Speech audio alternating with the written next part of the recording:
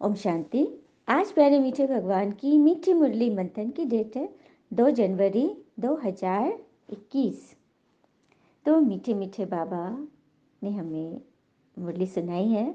चलिए हम ओम के उच्चारण से इसे आगे सुनते हैं और जीवन में उतारते हैं। ओम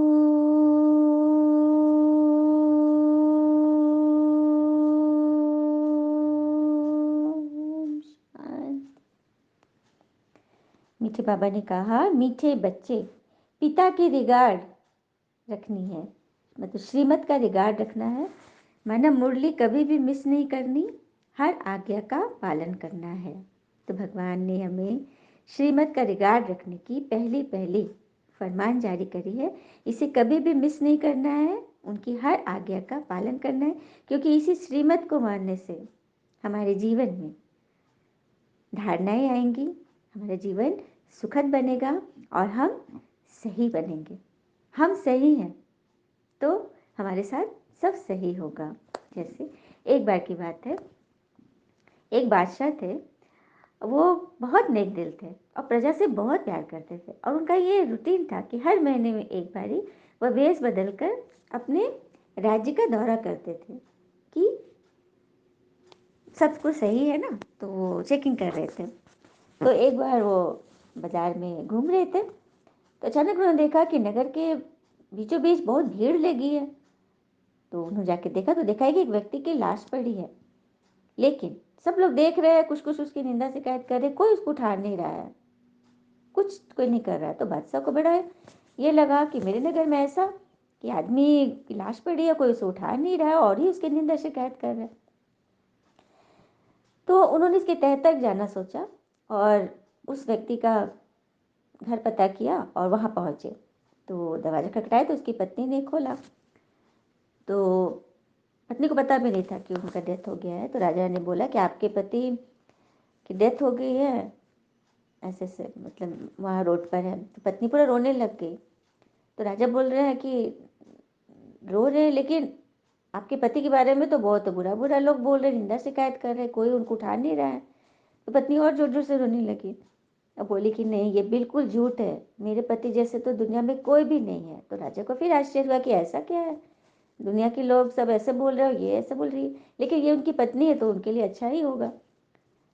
तो बोली कि हाँ हाँ, आपके पति है तो आप तो उन्हें अच्छा ही समझेंगी। नहीं, मैं अच्छा नहीं समझती हूँ, मैं ऐसे नहीं बोल रही हूँ, मैं उनकी सच्चाई जानती हूँ। तो अच्छा, क्या सच्चाई है? तो फिर उन्होंने बोला कि मैं उनको कितनी बार मना करती थी कि ऐसा काम मत कीजिए मत कीजिए, लेकिन वो मानते ही नहीं थे। तो राजा को फिर उत्सुकता जगी। फिर उन्होंने पूछा कि अच्छा, कौन सा काम? तो वो ये कि रोज़ शाम में वो शराब की दुकान में जाते थे और वहाँ से कम एक पेटी बोतल खरीद के लाते थे, और घर आकर के एक बोतल को भी हाथ नहीं लगाते थे, सारा नाली में बहा देते थे। और उसके बाद फिर वो एक नर्तकी के घर जाते थे और वहाँ जाकर कुछ पैसे उस नर्तकी को दे आते थे और कहते थे कि आज रात तुम अपना दरवाज़ा मत खोलना, और फिर घर चले आते थे। लेकिन वो ऐसा क्यों करते थे? शराब की एक पेटी ले लेते थे ताकि उस दुकान से इतना सारा ख़त्म हो जाए तो लोगों को जो गलत काम कर रहे हैं, पी रहे हैं, व्यसन कर रहे हैं, उनको नहीं मिले। और फिर नर्तकी के यहाँ जाते थे, उसको पैसा देते थे ताकि नर्तकी के यहाँ मतलब कुछ गलत नहीं हो, वो रात अपना दरवाज़ा बंद रखे, वो नहीं खोले, कुछ लोगों को मौका नहीं मिले गलत करने का। तो इस तरह से वो मतलब सबका भला के लिए सोचते थे, लेकिन लोग उसको उल्टा लेते थे। उनको लगता था कि ये शराब दुकान में शराब पीते हैं और नर्तकी के यहाँ जाते हैं, तो इससे बुरा तो कोई आदमी ही नहीं है। मैं उनको हमेशा मना करती थी कि ऐसा काम मत कीजिए, आपकी इंप्रेशन ख़राब हो रही, लोग आपको गलत सोचेंगे। लेकिन वो बोलते थे कि तुम देखना, जिस दिन मेरा अंत होगा उस दिन मुझे मेरी अर्थी को कांधा देने बादशाह आएंगे। और यही उसके मन में ये विचार था। तो बादशाह ने जब ये सुना तो उसकी आंखों से आंसू आ गए और उसने पत्नी के सामने सब कुछ बताया कि हाँ, मैं बादशाह हूँ। और फिर उसने एकदम शाही तरीके से उस व्यक्ति का मतलब अंत्यक्रिया किया, मतलब आर्थिक अर्थी को कांधा दिया, सब कुछ जो हुआ था ना, सारा व्यवस्था हुआ, उसका राजसी ठाट बाट से हुआ। तो देखा, एक छोटी सी कहानी हमें ये शिक्षा दे रही है कि यदि हम जीवन में सही हैं और सही सोच से कुछ कर रहे हैं तो हमारा साथ ईश्वर देते हैं। वो किस तरह से नेक दिल होकर सबकी भलाई के लिए खुद को गड्ढे में डाल रहा था, लेकिन अंत में क्या हुआ, उसकी मदद हुई, फिर लोग सब जाने और उसकी प्रतिमा भी बनाई गई। तो कहने का बात है कि हम यदि सही हैं तो हमारे साथ कुछ भी गलत नहीं हो सकता है। प्रश्न है, अगर तुम बच्चों से कोई पूछे राजी खुशी हो तो तुम्हें कौन सा जवाब फलक से देना चाहिए? उत्तर, बोलो कि परवाह थी पार ब्रह्म में रहने वाले की, वह मिल गया तो बाकी क्या चाहिए। पाना था सो पा लिया। तुम ईश्वरीय बच्चों को किसी बात की परवाह नहीं करनी है। तुम्हें पिता ने अपना बनाया है, तुम्हारे पर ताज रखा, फिर परवाह किस बात की।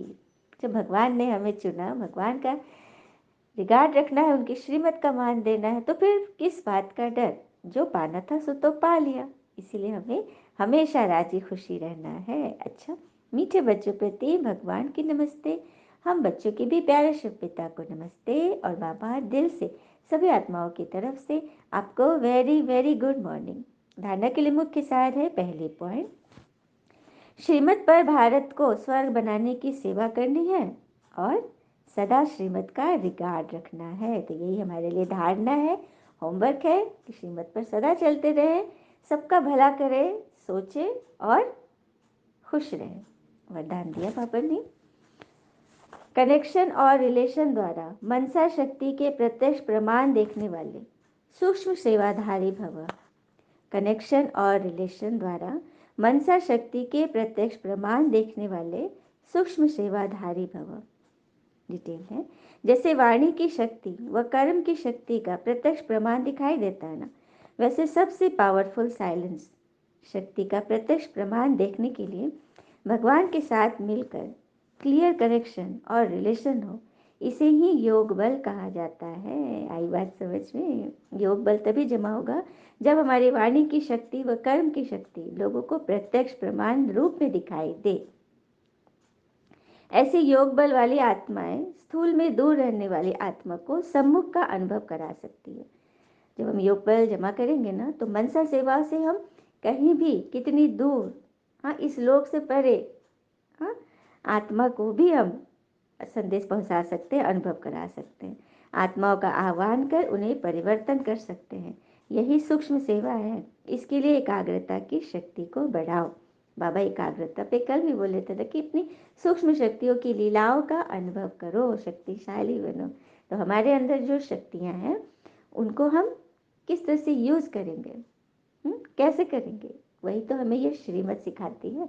ईश्वर का साथ हमें यह बल देता है और यही सूक्ष्म सेवा है, मानसिक सेवा है, जिससे हम अपनी एकाग्रता की शक्ति को बढ़ा सकते हैं। स्लोगन, अपने सर्व खजाने को सफल करने वाले ही महादानी आत्मा है। अब मेरे पास धन बहुत है, लेकिन हम उसको खर्च नहीं कर रहे, किसी को खुशी नहीं दे रहे, तो वो धन पड़ा पड़ा क्या होगा। और किसी दिन जब शरीर छूटा तो वो धन जो हमने कमाया था तो दूसरों के लिए कमाया ना, जीवन भर तो हमने किसी को नहीं दिया, लेकिन लास्ट में तो वो मेरे कोई काम नहीं आएगी, क्योंकि कफन में कोई जेब नहीं होती।